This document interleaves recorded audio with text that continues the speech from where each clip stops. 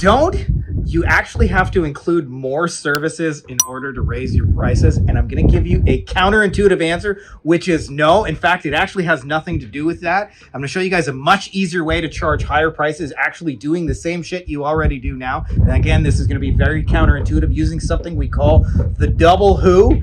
For those of you guys who don't know me already, by the way, my name's Frankie Finn. Since 2007, I built 3 of my own agencies up to 100 plus clients.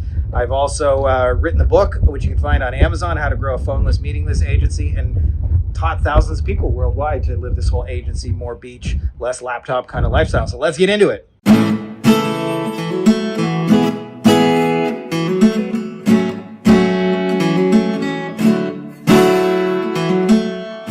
All right, you fine motherfuckers. I want you guys to be able to go out there and charge higher for your prices. And what most people think they have to do, by the way, is include more shit. I need Facebook ads. I need web design. I need SEO. And that is our way to raise your prices. But it's actually missing the deeper thing that actually drives prices, which is what I call the double who. And the first version of the double who is just simply who you actually do your service for. Like if you do SEO or websites, like the actual client selection, 60% of how much you can charge is just based on who you give clients. Now I'll give you an example of how this works in the real world. When I first started my second agency, I remember we started with a lot of different lawyers. We were just a generalist agency in that time. We got a bunch of different lawyer clients for Facebook ads. And I remember I had a couple of individual small little divorce attorneys, and we had one bigger client that was like 12 attorneys or something like that. And what we found is both of them were struggling with the exact same issue. Okay, they were struggling with clients had not paid them. So they were owed money. And this is a problem for them too, because if they try and call a client and harass them about money, they stop answering the phone about their divorce case. And so the whole thing comes to a standstill. So they didn't know how to handle it. And I went Googling the solution. I found from our man Joe Polish, the famous marketer, I found something called the Friendly Collection Letter. And it's just a friendly letter you send in the mail, helps you collect like 10-20% of the money that's owed to you, and done in a friendly way, so that you don't piss off the clients by like threatening them and all that. And what we found is when we sent the letter for the single divorce attorneys, they were owed about $5,000 or $10,000, and we could usually help them collect like $2,000 or $3,000, and that was always cool to them. They're like, man, I just got $2,000 or $3,000. The bigger divorce firm was owed $500,000, $500,000, count it. And when we sent that letter out, I think we collected like $50,000 or $60,000. Okay, same exact letter, same service, same everything, but bigger who. And if you understand this at the highest end of your market, a lot of times what people think is, oh, I'm not ready to work with a business that big. I'll grind it out. And that's like thinking, I'm not ready to date the prom queen, so I'll date 20 cave trolls. But what happens is, as the market gets bigger, as you go to the higher end of the market, their problems get bigger, and therefore they're willing to pay more. So I see this in like the attorney space. Someone will pay, like a single attorney will pay $500, $1,000, maybe $1,500 for SEO. I have friends who charge typically $10,000 to $20,000 per month on the higher end of the SEO, and get it month after month, right? Like imagine selling your services for $20,000. That's 40 times as much work if you're taking $500 clients, right? Like to make the exact same amount of money. So it's simply aiming for bigger who's. Now, the second part of this, and this should be pretty freeing, by the way, because I used to do a bunch of crazy shit like affirmations in the mirror, try and convince myself my prices were worth it. You don't need to do any of that shit. You can just use the Schwartz. You have the ring. And I see your Schwartz is as big as mine. Now let's see how well you handle it. I never get tired of that cutscene. I never do. Use the Schwartz. I see your Schwartz is as big as mine. So anyways, enough shenanigans. Let's get into the good stuff, okay? So if you're focused too much on the wrong who, in other words, it's all about client selection. 60% of your success is client selection. You choose small, struggling clients. Do not be surprised if your agency is small and struggling.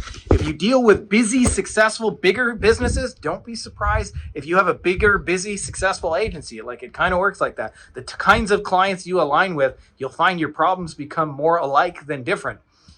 Second who is, your clients do not value leads equally. I see this all the time where people say, we'll get you more leads, more business, more clients, more. And more is this undefined outcome. I want you to think about instead, what is a small but meaningful result that means something to my client? If you're not really sure what that is, by the way, you just ask them. You say, what are the kind of clients you wish you had more of? Or what kind of the products do you wish you could sell more of? Or what are the kind of people you wish you had more of?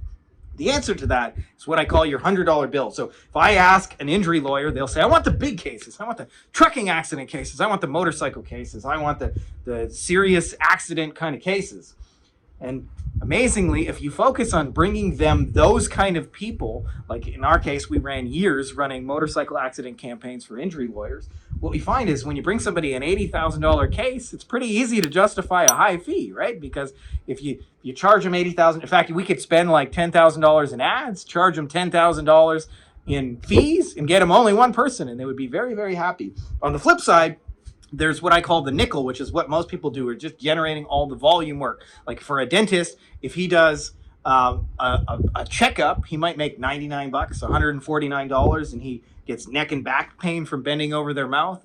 And at the end of the day, like you could bring him a billion of those people and he wouldn't make any money after you factor in his overhead and his cost of work. So if you focus on the double who, what you'll do is you'll aim for the higher end segment of your market, and you'll also focus on bringing them their biggest and best. And what you'll find is just that little tweak. So if you're doing SEO, instead of just focusing on like, hey, let's just get them ranked, focus on doing it for bigger people and focus on aiming at the keywords that are put in front of the people they want to get. If you're creating websites, aim for bigger clients and focus on websites that help them sell their biggest and best thing. If you're doing Facebook ads, same thing. Like it's all the same thing. If you're running Google ads, aim for bigger clients, focus on helping them sell their biggest stuff. You'd be amazed at how much you can raise your prices ethically and not add anything different to your service. It's still the same SEO, still the same web design.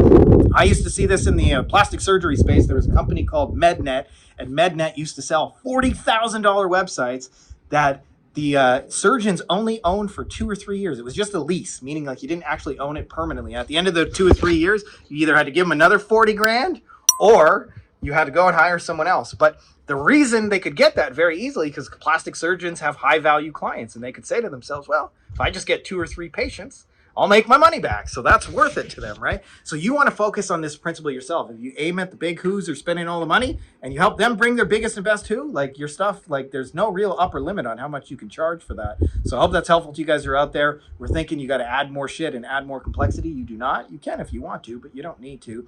And hope go out there and use this in the real world. Add the double who to your stuff. Give yourself permission to go after the better clients and give yourself permission to help your clients get better clients. You'll be amazed at what kind of ripple effect that has in the business. So if you're not already subscribed, make sure to subscribe, and may the force be with you. Hey guys, if you like this video, you'll probably also like our free Facebook group, Beyond Agency Profits, Agency Lifestyle Design. You can get free copies of the book inside here. I look ridiculous. We're doing weekly Q&As, giving answers to all your questions. Some of the best, smartest, brightest people. We've got lots of industry leaders doing 7, 8 figures and beyond. It's a literal who's who of the brightest agency owners that I know, as well as lots of tips on scaling and stuff, books that work. So if you're not already part of it, you're going to want to be part of it. So make sure to click the link. I put it in the description of the video as well as in the pinned top comment below. So just scroll down and you can join, and it's totally free.